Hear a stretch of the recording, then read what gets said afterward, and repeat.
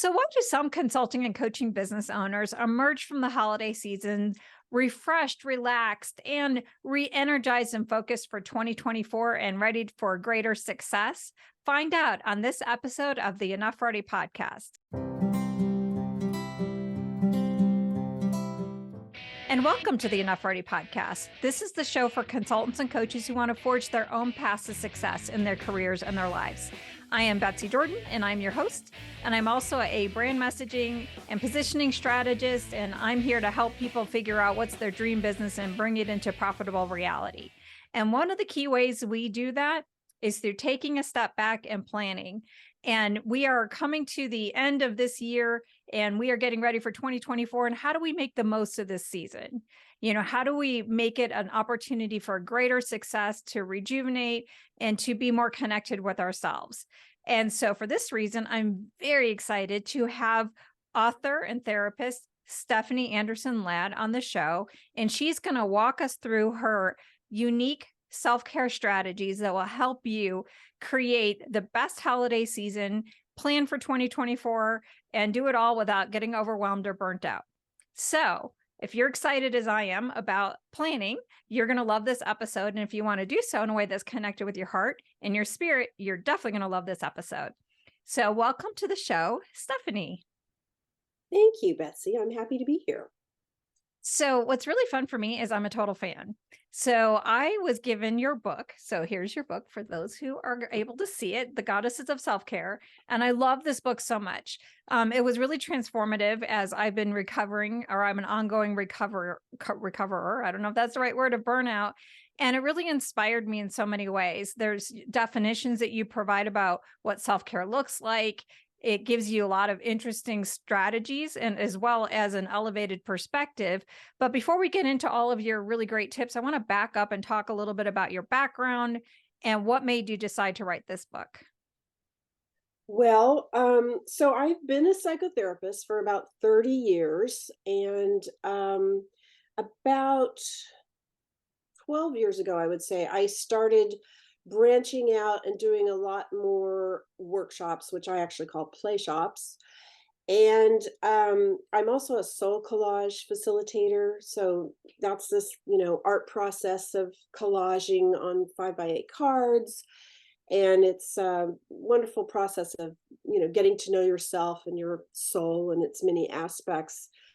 And then I started offering courses online on goddess archetypes, fairy tales and myths, the tarot archetypes. So I've really had sort of an ongoing side business that coincides beautifully with my therapy practice.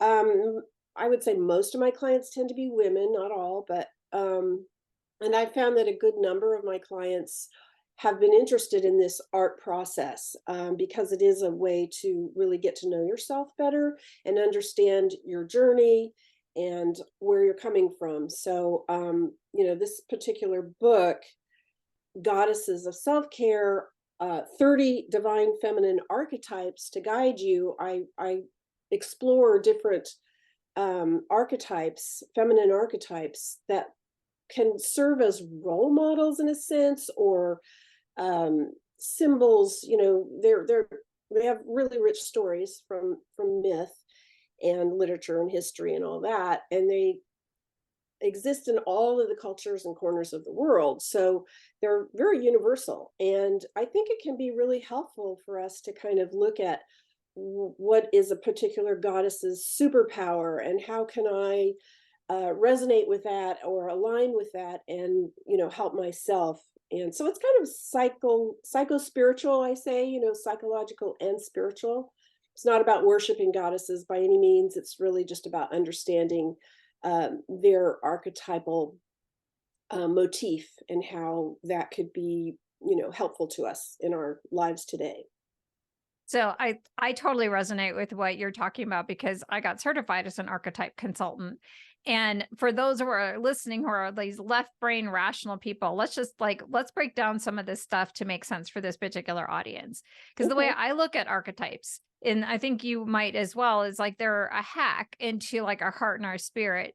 because they are connected. So if you are a consultant or coach and you've ever used the Myers-Briggs type indicator, you're familiar with the world of archetypes. And I think that there's something really powerful about archetypes. Can you describe a little bit of like, Carl Jung and his definition of archetypes and why they're relevant even for the left brain rational person? Yeah. Well, archetypes are universal. So there's these symbols or these characters that we're all familiar with. Like if I say the word clown or fool, we all can create a mental picture of what a clown or a fool looks like and some of their attributes and what we would expect of a clown or a fool. Same with the word witch or again god or goddess. We would come up with an immediate picture or a feeling, sort of an imprint. And Carl Jung talked about the collective unconscious, this sort of vast storehouse of knowledge that we all have access to. So we dream in archetypes. We're familiar with archetypes from stories that we read and movies and that kind of thing. So it is a way. I like the way you kind of describe that, a way of feeling into a particular character or motif. One of the things that I use sometimes with my clients when they're trying to figure out their ideal client is I'll use a soul collaging process where I'll encourage them. Like one of my clients was really stuck and she was trying to figure out, how do I move from a teaching career into a business? And we worked on this where it's like, all right, get the blank piece of cardstock, the 5x8 or what have you, say, ideal client, reveal yourself to me, and either like draw it or, I would have some clients like collage it. And it's like, to me, it's like it bypasses, for a lot of us who are consultants and coaches, we're head people. So we overthink, and it bypasses it somehow. I know it works, but I don't know why it works. Can you explain, why does this work? Because I know it works all the time. It's 100% successful whenever I use this approach. Yeah. So my feeling is it's, we are tapping into our right brain, right? So left brain is logic, analytical thinking, which is great in the corporate world, the business world. We need it. And then the right brain is working more with imagery. And, many of us like that and are drawn to it, but maybe don't have as much ability to access that unless you happen to be an artist as well. And so, working with images, making a soul collage card, and I'll just show one that I have handy here. And I call this In the Cave. So I've just taken some images and put them together and created a picture. And this to me represents this time of year. We're going to kind of talk about what happens this time of year when you sort of start to descend into yourself and, kind of just leave the great big wide world behind, we could say. And also with just the seasonal change of fall and winter, we start to slow down, we start to back up, we start to go inward, generally speaking. We go in the cave. And this is a good place to be this time of year, to really start to access our needs and wants and things we might not have, paid much attention to because we're in that busy, productive mode, get things done, keep going, So this is a good time to start to unwind.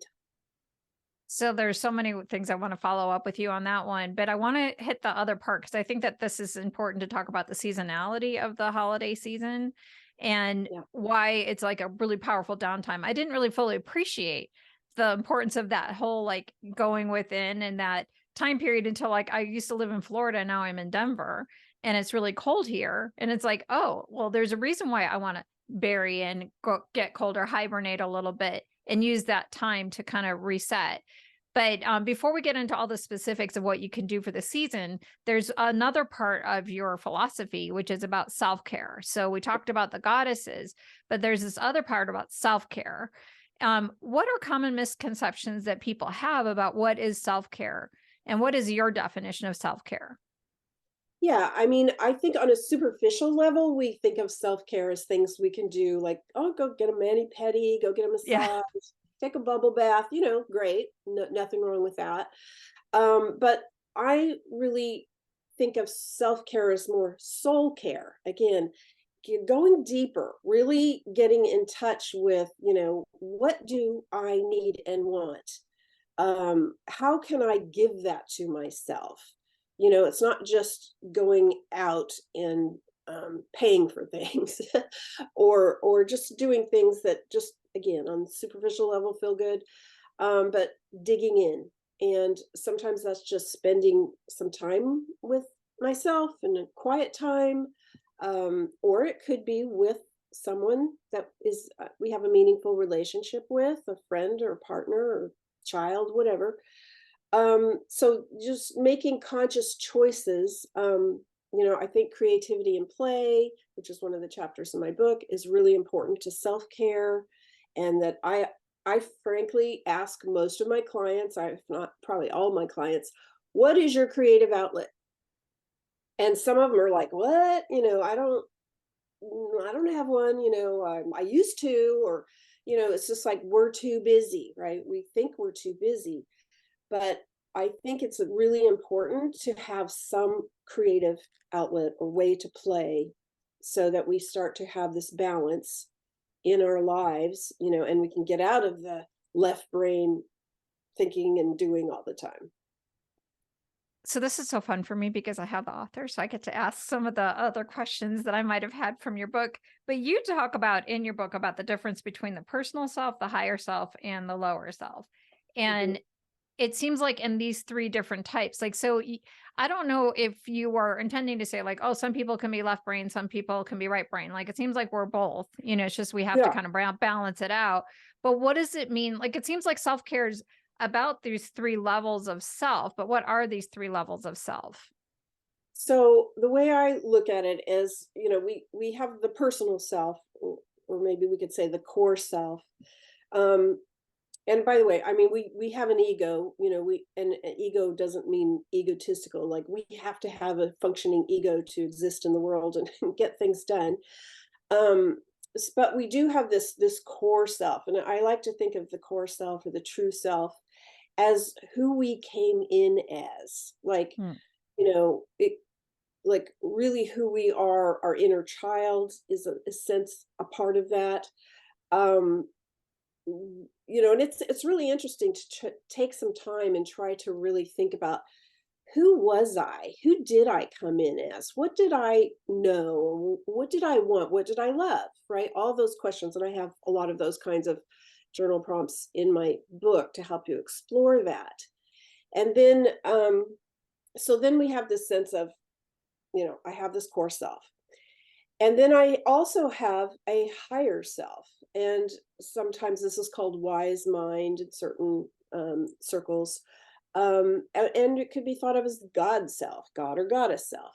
So this is that part of ourselves that can kind of rise above, have a perspective to really see the bigger picture.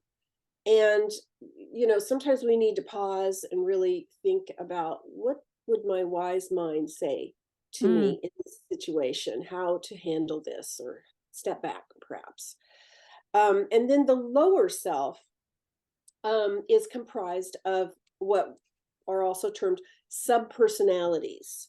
So these are all the little parts of our self that we could identify, and some are helpful, some not so helpful. So most of us have an inner critic, right? I would say all of us have an inner We critic. all have an edit. Like, Yeah, I was like, nobody oh, gets out okay. of that. There's a Yeah, few people who are super special that they don't have that. yeah, we're going to deal with that inner critic all our lives. But we can get better at dealing with that inner critic, for example, and some of that is through dialoguing with it and noticing it and saying things like, well, where did you come from? When did you come into my life? Why are you telling me this? And then let the inner critic answer, and then you respond back, and then you're coming from your core self, this true self part of you that's listening. And you might get to a point where you're going to negotiate with that critic and just say, it's not helpful to me, or you remind me of my, critical dad, or my, judgmental mom. I don't know. It could be something like that. And I don't need that voice anymore. It's not helpful. So, we can learn to quiet down those parts that are not helpful. We call those shadow parts. But there can be parts of ourselves too that are very helpful to us. And I would say, again, sometimes archetypes and inner parts can kind of overlap. But like, for example, the entrepreneur, maybe we consider that a part of ourselves, or the artist, or the teacher, the coach, these kinds of roles that we play in life. And again, it's good not to get over identified with the role that we play in life, or the work that we do, the way we make a living. That's something we've learned, and that's something that's a part of us, but it's not all of us. Right. So this gets back to that core self, who's able to kind of see, almost like the conductor of the orchestra, is able to see these little parts at work and at play, and like, okay, it's time for you to step up, teacher, Yeah. So yeah. So I have a philosophy I have on this. I call it my internal boardroom process. In fact, I got that one trademarked. And the way I look at it, to kind of compare it to my consulting and coaching clients who are listening in, and Yeah. those who are in that zone, I think what you're saying is you have like all these little subparts that represent maybe like different departments of an organization. You have your inner HR department, you have your inner finance department, which sometimes can sound like the inner critic, is like that department. You have your operations, you have all of these little subparts, but they all report up to the CEO, which seems to be that, core true self who's overseeing it. But then you have a board of directors that has like a much bigger perspective that can oversee, and you could tap into that wisdom when you need to in order to take care of it. And what I got out of your book is something that kind of resonated with philosophically as a former OD consultant, which is like, how do you manage everybody and really listen in? Like, what I like about your book is it's not just like, oh, here's an inner critic, you need to leave, you need to go into the back of the bus. It's like, no. And what I learned through the practices in your book of like taking care of the different parts is I found out what my inner critic needed. Like, I'm in the process of writing my first book, and all of my stuff is all jacked up because it's like, who am I? I don't have what it takes. All the things that my clients have at the beginning. And what really helped is like, okay, inner critic, what's going on? It's not even, I wouldn't even call it my inner critic. I have a different name for my part because I want to have it as a nice name. I wouldn't call the finance department when they're asking you to take a step back and are you really sure? I wouldn't call them, inner critic, corporate critics are mean. I would put it in a nice way. But Right. then I learned what that part of me that was afraid of like getting hurt or in some sort of way, what it needed in order to trust me to move forward. Yes. And that's what I really gained out of your philosophy on that. Is it's a compassionate approach to handling the different parts of us and the different needs so that we could all get together in a harmonious way and go towards the future. Beautiful. Yes, exactly. Cool. I So like yay. the whole, the boardroom and all that. That's a great metaphor. Yeah. That was like my big aha. Like this is like book 2 or 3 that I want to write about, is like, I never understood meditation, like when people are teaching, like, it's like waves of the ocean, like, and you just don't get hooked up into any one. I'm like, that doesn't make any sense. But then I was listening to this like training on it. And then, like in a morning kind of like quiet time. And then I went into a focus group that I was leading for a company with a bunch of customers.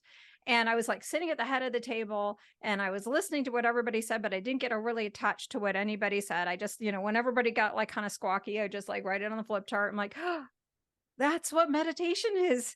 That's Yeah. all it is. It's not that complicated. It's like, okay, I get it. Like, I'm not just like, now I understand. So, maybe for those who are listening, it's like, there's a way to translate it into it, but it's still an archetype. Like the boardroom is an archetype, Yeah. but it's one that we understand. For other cultures, maybe they understand something different. And that's why I think what's so nice about your book is you bring up a lot of different archetypes so that if one doesn't resonate, you got another one that maybe will. Yeah, and So, they're going to resonate with you at different points in time too, depending on, what you're going through, what you're dealing with, what situation you're in. that's why I think it's important to kind of have this variety to learn from, choose from. So, I just gave an example from my story about why it's important for someone who's a consultant, coaching, business owner, and aspiring thought leader, why self-care, as you define it, is really important. Is there anything else that you would add about the importance of caring for your total self in order to create and sustain success? Like, as I said at the beginning of the show, like, this is for people who want to forge their own paths to success in their careers and their lives. Why is self-care so important to this journey? Well, because you want to prevent yourself from getting burnt out, I think the entrepreneurial path can certainly, you're taking on a lot on your own, and um, I think the tendency might be early on, you're putting in lots and lots of hours and, you're trying to figure out what this path looks like. And certainly, anyone who's been in the corporate world knows what that's like too. Getting burnout because you're just going, doing, and, often working ridiculous hours and not giving yourself time to relax and enjoy life and have this work-life balance, which is so crucial. Yeah. Because that's what we leave corporate for, is that Right. work-life balance, and then we go and recreate the craziness that we had in our previous career. Guilty, Well, that's and something I that we think do. yeah, it's hard not to. I know when I started out just doing all the extra things I was doing outside my private practice, there was a point when I was like, I need to figure out how to work smarter, not harder, and I felt Mhm. like I was doing everything the hard way, but that's how I learned, and then I think over time you learn to step back and to say, to look at how can I give myself more time and energy and space to be, not do So which less, be is well, let's say that again, do less, be more, is that what you just said? yeah, yeah. Yeah. That's the goal in a lot of ways, and to be able to take that into the work as well. Um, but the problem is, I think we just we're always trying to achieve and in the sense maybe prove something, either to ourselves or to our family or the world. And just being able to get away from that sort of mindset and start to do things that really just feel like they're serving our needs. And I think it's extra hard when your income is not steady, like you might have in a previous corporate job. Like, I just want to be, but somebody might be listening. It's like, yeah, that sounds great. But but I don't have a predictable, client pipeline yet. So like, this is really hard for me to figure Yeah. that out. So let's talk about like the holiday season, because this is such a crucial time. Most of us, you're not going into your client meetings. Most people are not going to be booking intro calls with you. You have an opportunity. It's a unique window. Yes. And there's two sides. Like this, there's two ways that people can approach the holiday season. Either they totally disconnect and say, all right, this is my playtime. I'm just gonna have fun. Or they go the other side where it's like plan, plan, plan. Let's just, get a bunch of stuff ready for 2024. How would you describe the importance of creating that balance, and what does that balance look like? Yeah. Well, I think you're right. It could be a time to well, I like to use the word, one of my chapters, dreaming and planning, and I have a chapter on resting and being present.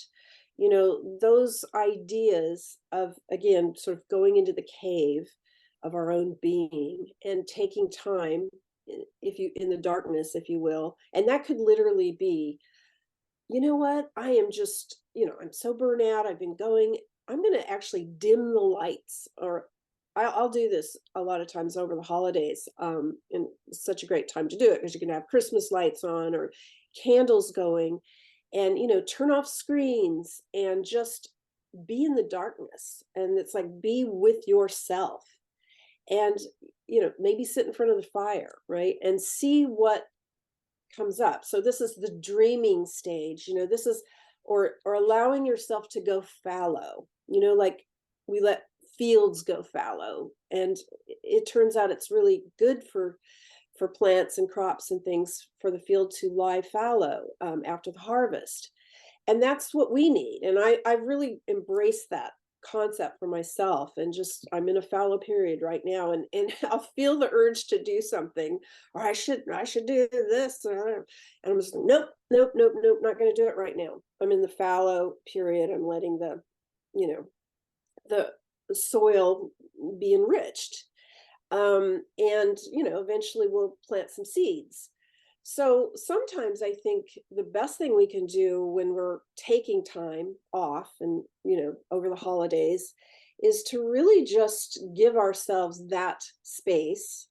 It could involve meditation. And I always say there's various forms of meditation besides, say, like I'm saying, sit in front of the fire and just be still and be in the darkness. Walking meditations are good.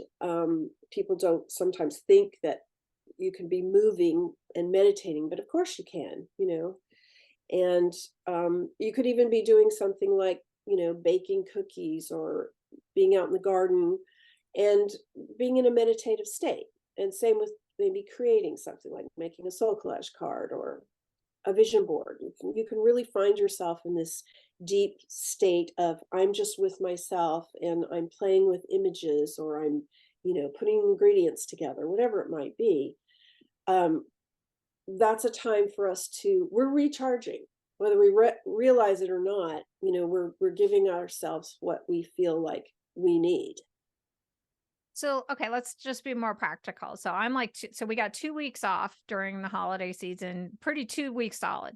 In the middle of it is probably a bunch of family stuff where it's like, okay, I'm getting ready, getting the house ready, getting people ready, and we're going to do the holiday season. Yeah.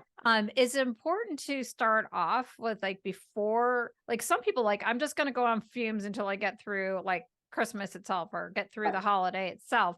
And then maybe I'll worry about all the other stuff.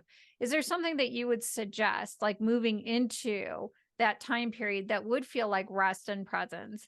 And is it important to rest and be more present to the fun parts of the holiday before you get into your vision board and before you start planning? Is it like an iterative thing, or would you say like, what, if I were going to break, like just talk to me, like I'll put myself on the hot seat here, Yeah. like I've got all kinds of plans for how I want to use the time off. Like I definitely want to spend time with my family and do some of that, but I have ideas like I want to improve the conversion aspects of my website, because I want to offer that to clients. I have new ways of how I want to strategize my products and services. And I got this book I'm writing that Mhm. I really want to get like farther along. I got all these actions. Mhm. Advise me, help me, because I know I'm not alone. Right. Yes. So I would start with saying, yes, consciously think about or maybe envision, how do I want these holidays to go? Let's say I have 2 weeks. What if 1 week were spent with family and lots of festivities and fun? And, what if the other week I just gave to myself? And then I can say what do I want to do? Let's say one day I really want to focus on my website. Okay, I'll give myself that. And then the next day, what can I do to balance out that, creativity and, using the left brain? But how can I balance that out? What would give me pleasure and a break from all that mental activity and, getting something manifested? Oh, I'm going to go take a walk, or I'm going to, read a book, or I'm going to watch a movie today, or, you get to decide what that looks like. I do think it's really important to look for that balance, and even write it down in your planner if that's what you need to do. And I've done that myself to make sure I've got creative time in my planner. I'm giving myself this window, where I don't, that's what I'm doing. And there could be just breaks when I need a nap, or I need to just be, or maybe I want to be with a friend today. So I'm just going to say it's not wrong to strategize and plan and dream during this holiday season. Just don't fill up all your time with that, because it could very well feel like I didn't give myself a break. I'm just jumping over hurdles. I just got an aha when you were talking. Like this, I feel like I kind of like have this in my body and I want to check this out with you. Hmm. So one of the things that I've learned over, all the years of, doing self-work and all of that is like some of the therapies that bring together like the right and left brain, and it's sort of like walking. So it sounds like what you're suggesting to create the balance is like one side, like take one step forward with your left brain and then take one step forward with your right brain, take one step forward with your left brain, take one step forward with your right brain. And so it's like you build those rhythms, and it seems like even the best way to even handle the prep for the holidays, because you can feel like left brain is like, it may seem like it's all fun, but it's like, I got to get this recipe done, and I got to cook, and I got to get these cookies baked, and I got to get all these presents wrapped, and I got to get all this. And Yeah. it's like, well, no, I'm going to do one thing this way and then one thing that way. One thing's going to be Yes. tasks, one thing's going to be reflection, one thing's going to be action, one thing is going to be contemplation. And I just keep Yeah. this. Yep. Equal time, right? Pretty much. That's what you're looking for, is, yeah, to balance it out. Because I do think it's just kind of too easy to fall into, I've got all these things I need to do and want to do, and to-do list, checklist, blah. And then, the vacation time is over and you're back to, oh my God, I'm still tired. Yeah, so like it kind of changes the way I was even thinking about it, because my thought was like week one is just all family and fun, week two is all business, business, business. Mhm. But it seems like both with the way I'm thinking about it is I would definitely wind up like being burnt out when we get to January, Yeah. because I didn't do it within that time period. So week one, still might be getting ready for Christmas that has all the tasks, but still keep that balance going. And even week two, it's like maybe one day I do something more fun with my right brain where it's like, oh, I'll do a vision board and I'll imagine what I want in the future. And then the next day I might like then go implement some, one of the aspects. Yeah. One might be it's like I'll do research for the book that would be fun and I'll read, and maybe I'll go somewhere like a cool, coffee shop or Yeah. something. And then the next day I'll implement those ideas, but keep that flow going between both sides. That's Beautiful. the Yeah. secret. That's the secret. Ah, that's brilliant. I love that. Okay. So, um, I want to go a little bit more into, so we kind of like got the energy going, but I want to talk about presence a little bit more. Hmm. One of the things that I read in a book, I think his name is Rick Hansen, about how we could change our brain, is that it's something about like being more like taking in the good things in our life and holding it in our brain for a few more seconds longer than we would have. Um, and that made me start to think about like, I wonder if that's what presence is like. So, if my daughter buys me something that I really like for Christmas, instead of like, oh, quickly, thank you, and throwing the present to the side, it would be like sitting with it, like, oh my gosh, look at Yeah. all the effort she put into it. Look at how, look at the meaningful note she wrote me. Take that in a little bit further. Um, I don't know if that has anything to do with presence. It's just, I have Sure. an opportunity to talk to this author here. But I wanted to check in with you. Like, is that a key? Like, how do we get more present? Is that one of them? Or is that an example? Does what Yeah. Rick Hansen said in that book make sense? Is that his name? Did I even get the name right? I don't even know if I got the name right. I don't know for sure, It, but I it's the like guy the who, idea. it's the guy who wrote the Buddha's Brain book that I read that Okay. I loved. Right. Yeah, I think that's a good way to be present with yourself. Again, to me, a lot of it is just getting rid of distractions too. We have so many these days. And so that's another thought, is during this time, like, what would it be like to, turn off the internet and the, social media and the news and everything, and just give yourself a weekend break or even a week break? What would that be like? Not even looking No at the social phone. media for I a week? know. Oh my gosh. It's like, I feel like we must have withdrawal symptoms, like, Oh, for sure. because we're We so do. addicted.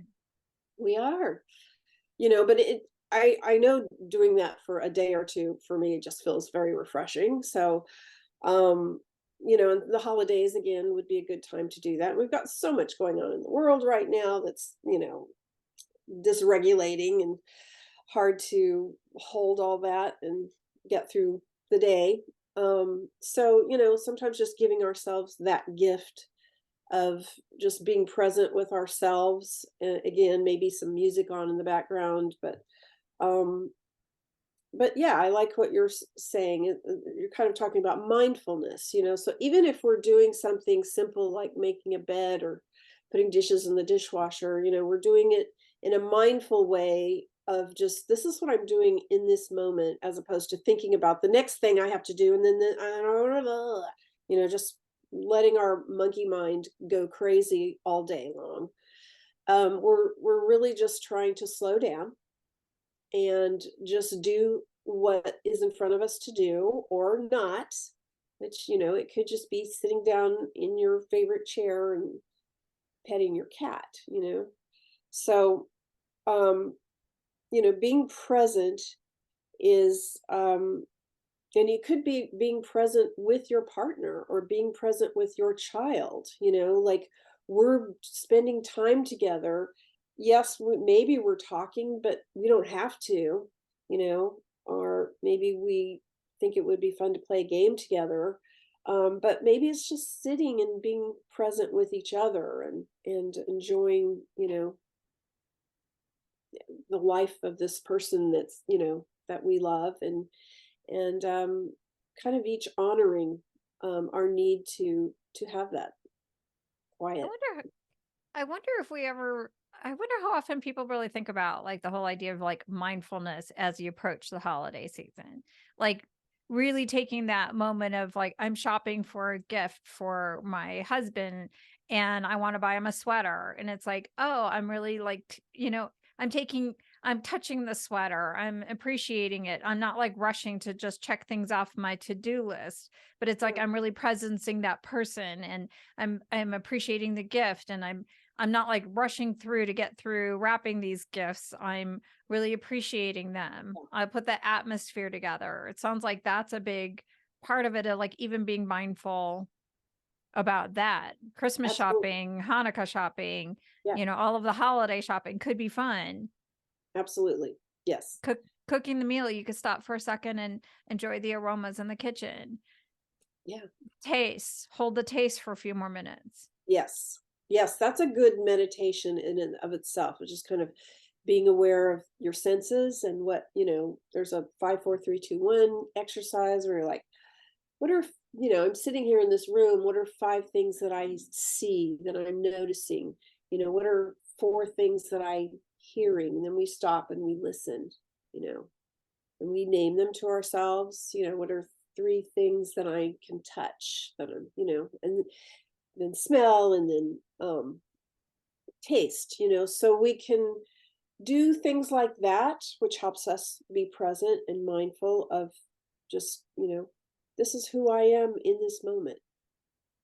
I usually sit on my chair when I do my interviews, and it's like I started to notice, like when I look back at some of the videos, that it's like I'm kind of fidgeting in my seat. I'm always like moving around, and I'm still kind of moving around here, but my feet are on the ground. Yeah, And there's that like helps. something that kind of feels different, like where I'm standing on one foot, but it's now I'm putting 2 feet on the floor, and it's like I'm just being mindful when I stand here. Like even that makes a little bit of a difference of being Absolutely. connected. I wanna grab my water because 'cause I'm a little thirsty. Like, Yeah. okay, so, like, on a little activity like that, like, how would I do that to be a little bit more mindful? Like, if I were actually, I am kinda thirsty. So, like, if I were gonna grab my my water bottle, like, what am I gonna do to just use this as a mindful moment throughout my busy, crazy day while I'm doing a podcast interview? What Yeah. would you recommend? Yeah. Just like you said, just like, I'm going to just take a little break here and, hydrate and enjoy the water and the sensation of it going down my throat and, just giving myself a minute here instead of gulping down the water and going back to whatever I'm doing, So all of that, you're right. And those are good, really good examples of, over the holidays, thinking about who we're shopping for. And another thought would be we're so sort of consumer oriented, would be what would be a gift that would really truly be from me? Like, could I offer someone an experience or, help in some way that would be a gift? Um, and then of course this is also gets to gifts to ourselves. What gift do I really need and want right now? And can I give that to myself? Yeah, one of my favorite things that I've done this year is I've had this organizational consultants toolbox forever that kind of captured, all of my best practices and tools of, all my years of consulting. And I decided after having Pooja Mandan on my show, she's somebody who talks about building a soulful and profitable business. I decided to make that offer a name your price offer. So it's like sort of like my give back program. But the best part about it was I give a percentage, a good portion of the proceeds to Kiva, which is a micro lending organization. And so I get to go on the website. And every time I get a sale for this, I get to go on the website and it's like, oh, cool. I get to go shopping. We're like, who do I want to help? And Sure. and I wonder if that's something too, is like, using the time, because you mentioned there's so many horrible things that are going on in the world. There's so many opportunities where, our hearts are broken and we feel so much helpless. And it's like, is Yes. there a way that we can, turn our compassion into action? Maybe it's something, one of my clients is a fundraising coach, and she has decided to donate a portion of her services to any for free as a pro bono for anybody who is contributing to the causes that she cares about. Oh, I wonder if that's something that could be, a way of creating, more play and meaning in our work. sure. Absolutely. Because it's like the gift that keeps on giving, we keep paying it forward. I love that, you know, and, and that's such a good feeling. Sometimes I think when we just buy a gift, and it's different when we really think of something that feels like it's really coming from our heart and soul. And I also think giving experiences, like maybe theater tickets, or we're going to Mm. go to this new restaurant and we're going to, go see a comedy show together, and things like that can be really lovely gifts. And, again, moments where you can be with someone that you care about and have a wonderful experience. So if my husband's watching this particular episode, he's going to be like, yes, because that's his Let's do favorite it. way of giving gifts. He's like, he hates picking out gifts for people, but he Yeah. loves creating experiences for people. So he's going to be like, woo, this works Yeah. out well. And I've got the expert validating that this is the right decision. So yes. So that's great. Do you like getting those kinds of gifts, experiences, and I like getting the experiences, but I like the meaningful notes. Like my daughter is the best at creating like the meaningful thing. Like whatever the physical gift is, I'm like, that's great. But yes. we always like, I don't know if it's like just the routine in our family, but I've always done like, here's your practical, like, here's the gift that you want, but here's the meaningful note. Like I might make her a little book, or I might make her like a mug with pictures on us, or I might Yeah, frame a special picture. Like that's the stuff that I love the most. exactly. And she's wired like me, so that's the stuff she loves the most. So that's what she gives me. So those are the gifts that I love the most. Like I don't, I agree. I like the experiences and I Yeah, like the gifts, for yeah. sure, but I like the meaningful notes. Like that's the stuff I savor. That's a good example. Yeah, my daughter's the same way. I save all of her cards and notes because they always mean much more to me than, because usually a material object's not going to last forever. So, um, yeah, I think it's, so using your words and speaking from your heart is really, meaningful and something that people tend to treasure. Hey, and I wonder if it goes back to another way of using the gift giving process is to pay attention to the love languages of other Yeah, people. Like I'm a right. word girl. Obviously in my business, I help people create words and use words to connect with their audience. So I like words, and my Yes. daughter is like me, so she likes words, but my husband is not like that. He would Yeah. not care if I wrote him a meaningful note. Yeah. But he would like the experiences. So maybe that's part of being presence, is presencing other people of what they would like. Yeah. Paying attention to those love languages. I think there's something to that. Yes. And I wonder if there's an opportunity, also at the end of the year, we could, a lot of people would be doing like Black Friday specials and, Yeah. things like that. I wonder if there's some way that, we can, dial into, I don't know, do you do anything for your clients, in a more personal way to express your appreciation during the holiday season that's a little bit more customized so you can kind of presence the meaning that they have in your life? Yeah. I do often invite them to do some soul collage, and maybe zero in on, sometimes just doing a soul collage card totally intuitively without any sort of idea of where you're going with it, really is helpful. So that can be a meaningful experience. And, so oftentimes I'll try to plan some time. Sometimes I do it on Zoom, and sometimes, in person's better. And I always do a vision board play shop in January. So I offer that in person. I have done it on Zoom, but this year I'm just doing it locally. But that's obviously something you can do on your own, or with friends or family. It's fun.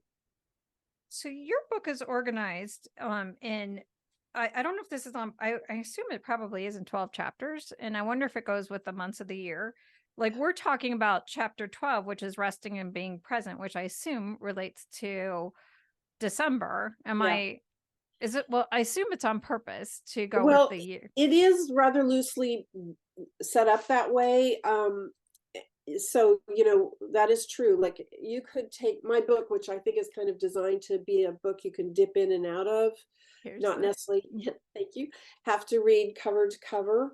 And by the way, I do want to just showcase my book has lots of pictures in it too. So, yes, it's really fun. yeah, and I do think when you're working with goddesses or archetypes in general, being able to see them and just kind of get a picture in your mind's eye and hold that image is really helpful. Again, we're in our right brain, not just always reading and thinking and analyzing and that kind of thing. So, but yes, so January, or the first chapter of my book is called New Year, New Beginnings.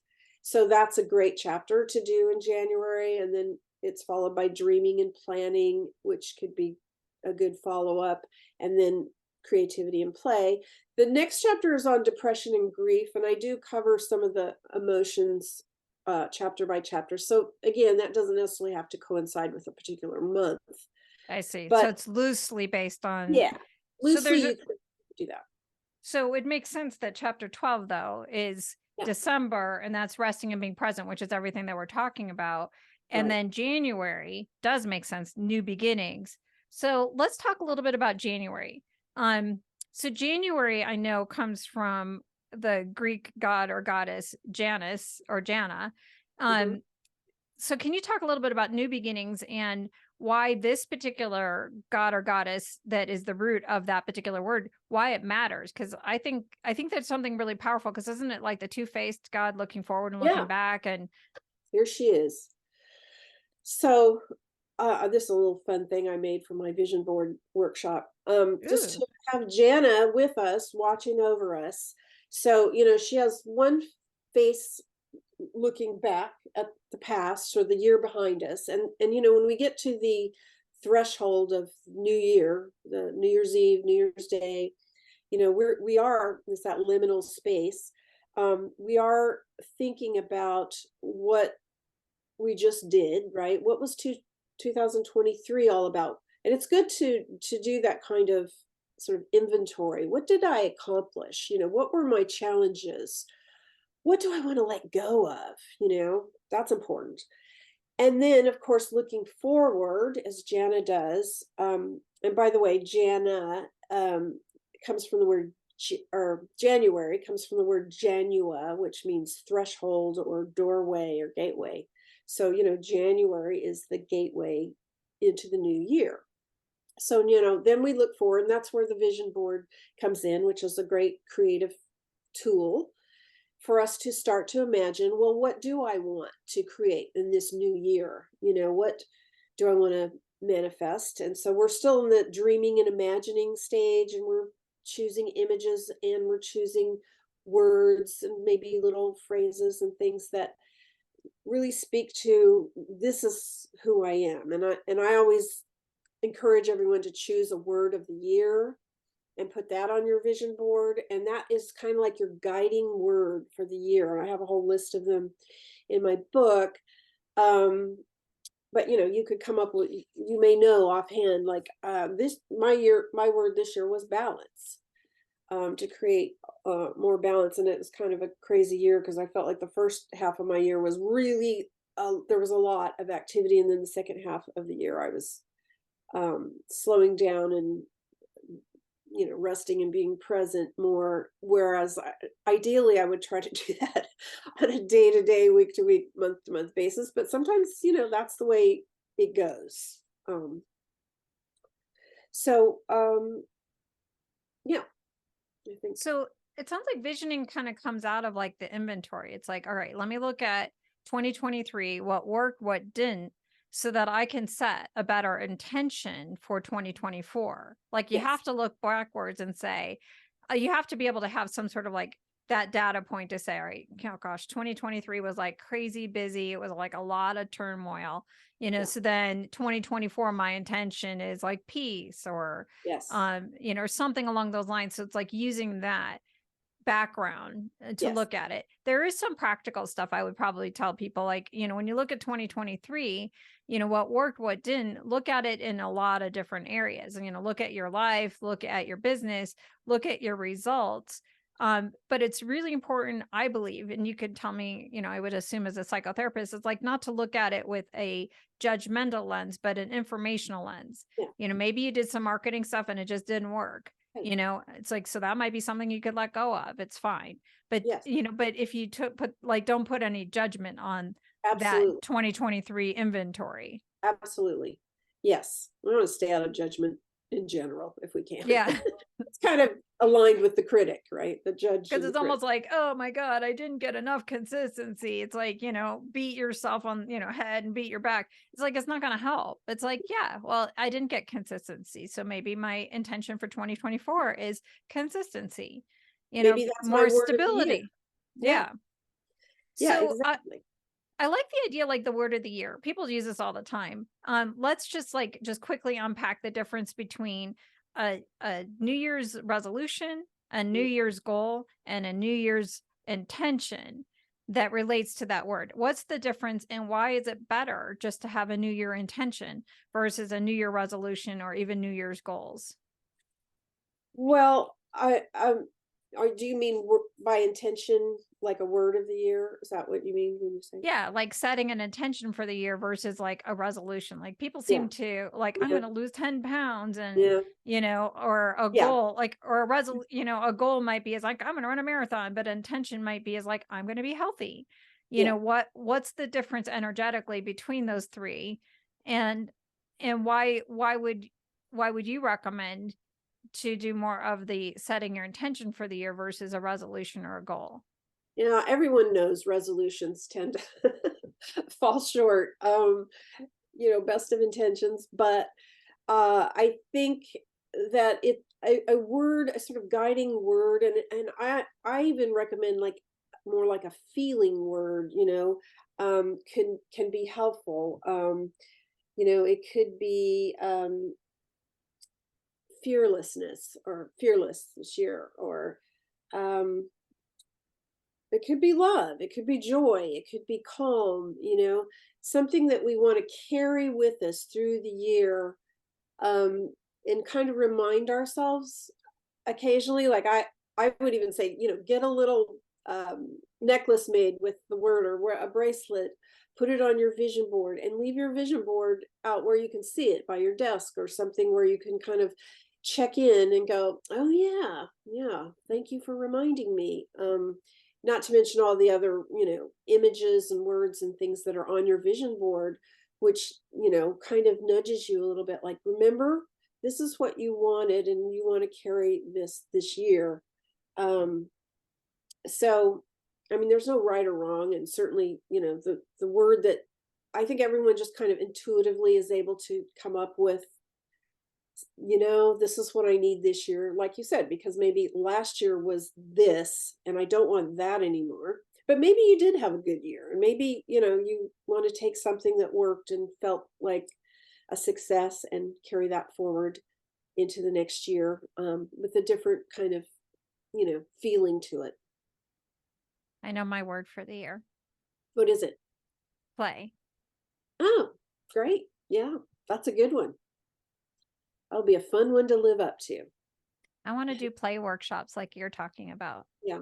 Play shop. because play shops, like, Leave yeah, but work not, out of it. yeah, I want to do play shops.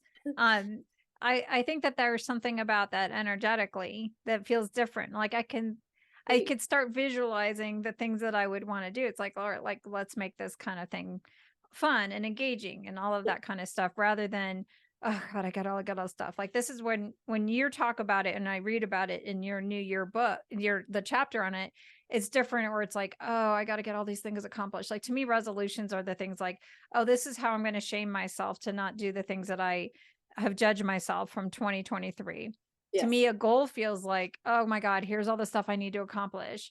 But then an intention word, intention, and picking that word to describe it, it feels like it's more of a heart-centered aspiration for, it's like, this is what I want to manifest in my life. This is what I want to attract in my life.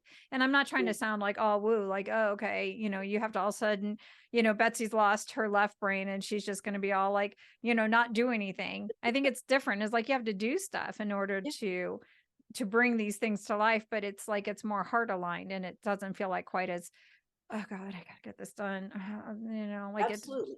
Yeah, it's more feel into it. What feels like this is what I want to carry with me this year. Carry it. So, is there any tips that you would share about either the New Year, New Beginnings, or the planning, the dreaming and the planning that listeners could walk away with around? Okay, so we've connected with our heart, we connected with our total self, we've rested, we've been present. Now we're in the, we've drawn our vision boards, we've done our dreaming, we know what we want. Now, can you talk about like the Athena energy around the strategy and the planning?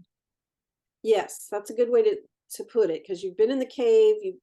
Bear goddess is kind of the dreamer in the hibernating mode, gestation, and then you're ready to give birth. And so Athena is a good goddess of strategy and planning and wisdom and all that good stuff. She brings her sword and cuts through all the crap and just starts to get things done. So it is the next step when we're ready to leave the cave, and we're stepping out and it's into the light.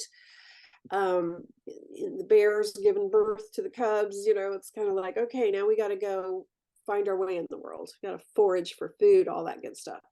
So, what does that look like? That strategizing, that planning, and that's what you're good at and helping people do, is really sit down. And now you've been dreaming all this stuff, and that's important, right? This is sort of the feminine yin energy of dreaming, and there's inspiration and there's all these ideas bubbling, and now I've got to put it into form. I've got to manifest it. That's the masculine active yang energy that we're going to now call forth. And so it could be, I don't know all the tools that you might use, but um actually making a game plan, mapping out a strategy, um getting together with people and brainstorming. um what are your tools? That's what you're good at. That's what you offer people, is that, come to you, Athena. Yeah, I love that. That means a lot that you said that. Like, she's my screensaver. Like, Yeah. I see myself in the role of Athena because she's like the original mentor. Yes. And like, that's the energy. And what I love about Athena, though, is she's got like her sword and she's got her owl Hmm. and, she's got all of that, but she wears a pretty outfit, she still looks Yeah, pretty and she's like still creative. she's What I would badass. Yeah, like what I would suggest is like what I like what you have is like connecting in and trusting your heart and working through that part. And then Yeah. once you have it, now we have to, do smart strategies. We have to find the words to express what's in your heart. We have to, work on your brand. We need to create your online platform and, now start to get out there and start bringing this thing into life. Yes. But it comes from that grounded place where you're clear and you're confident. Right. And that's what I think I love about what you're talking about is connect with self, connect what you are authentically created here to do. Why are you here, and what's your path for this particular lifetime in this particular iteration? Spend some time connecting there, look backwards, look forward, set your intentions, and then then you could do the planning, but you could do it from more of a grounded place. Absolutely. You got it. And here's Bear Woman. So you've been in the cave, you're ready to come out, and then here's Athena. She's got her sword and her owl, and she's coming out into the light. So, and that's another thing you might In a want to do. cute dress. Yes, She's looks not good. Yeah. So And the okay. interest, so I was just going to say, she has both masculine and feminine kind of that energy, that right brain, left brain, because she started out being associated with weaving, and again weaving these ideas and things, and then she became more like this warrior who goes out and gets things done. So she's a good combination of those two energies. So your book is awesome. Where can people find it? It's available on Amazon, and Goddesses of Self-Care, and you can also check my website, stephanieandersonladd.com, and I have a PDF available if you just wanted to do that. I will say the Kindle version that's available on Amazon doesn't have all of the illustrations. So, it's better to get the book that you can put in your hands, I think. But the PDF version that I saw on my website does have all the images. So, and plus all the journaling prompts you can, it's a nice size. It's not like a little book, it's more like a workbook, so you could actually interact with it. So that I think is even more beneficial. Yeah, that was the idea. I'm sorry, go ahead. No, that was the idea, is that you could, use it as a manual, as a workbook. So it's stephanieandersonladd.com. Yes. The full name, Anderson with an O, Ladd with 2 Ds.com. Yeah, no hyphens or dots or anything, just all one word. Perfect. So we've talked a lot about, we talked a lot about archetypes, what it means to really connect in and enjoy the holiday seasons, but use it in a productive way, get grounded to self, and then to move forward into the new year, with greater intention and greater groundedness. Is there anything else that you would want to share about all of these topics, or any other topic? And I'm just not asking you the right question. Oh, I think we've covered so much. I mean, maybe one other thought would be journaling, how important that could be during this time. And, often, again, a way for us to connect with ourselves and our feelings in particular. We are a very, again, sort of logic. We value the thinking process more than we value the feeling process. And in our society and culture, I believe, and certainly in the business world, so this time really could afford us a time and space to sort of check in, like, what am I feeling, and if I'm feeling frustrated and angry, well, let's get to it. What is it? What am I angry about? What's not working? What do I need to let out? I have a whole chapter on hurt and anger. So, those kinds Very of effective too. Great tips. Great, thank you. And I just think that's so important, journaling. And I like to do art journaling. So, you can kind of play with, again, images, color. It doesn't have to be words. It doesn't have to be every day, Dear Diary, obligatory writing. It's more just saying, I need to check in with myself. I need to have a dialogue with myself. I need to listen to what is going on, what I am needing. And so I think journaling is also a really great self-care practice. I love journaling. It's one of those first things that I recommend to my clients when we start working together on their brand building, is to start journaling for a couple of reasons. Is like just the artist way process of like getting into those three pages, write about anything. Yeah. And people ask me all the time, like, well, how do I create so much content? And it's like, well, because I've been journaling since I was 20 years old. And because I journal, I know how to write without the editor. Yeah. I know how to get my words out. Like, so I kind of trip that part out. So I think that there's something about all these techniques, like for my left brain listeners who are like, oh, this is like, I'm a logical person. I don't like have time for this feeling stuff. It's like, these are great tools, like the doing the art collaging or doing the journaling. It's the Yeah. hack out of that analysis paralysis. Yeah. It's the hack out of your perfection paralysis. It's going to help you not, because what happens is, like with my clients with their writing is, or even their visioning is like, I have an idea in my head. And then there's between this and then actually typing it or trying to manifest it, it goes through all these crazy editors where it's like, no, no, no, no, no. And then whatever gets on paper is like, that's not it. It's like, you want to hack yourself out of it. And all these tips that you're talking about is going to hack yourself out of that place where you're going to talk yourself out of what you really want.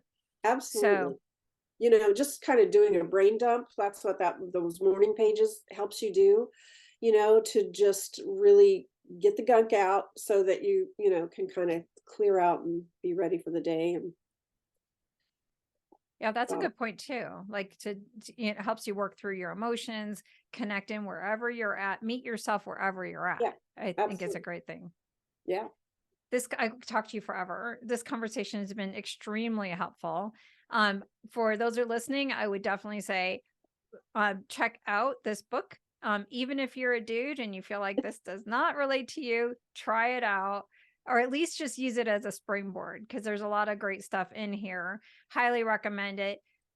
Definitely take advantage of 2023 planning, like the review. Take time of your 2023 Christmas time to do all the things that Stephanie mentioned about really just being present, and use the time for creativity, envisioning, imagining. And I'm so excited for what you're going to create in 2024. As an action item, what I would love from all of you who are listening, email me at betsy@betsydordan.com, and share. And Jordyn is with a Y, not an A. And I would love to hear your word for the year, what you're imagining, what you're dreaming up. And if I'm the person to help you bring it to life, awesome. And otherwise, I'm just really excited for what you're going to create. And thank you for listening on this very insightful time with Stephanie Anderson Ladd. And until next time, until next year, thanks for listening. Thank you, Betsy. Happy Thank you. holidays. Happy holidays.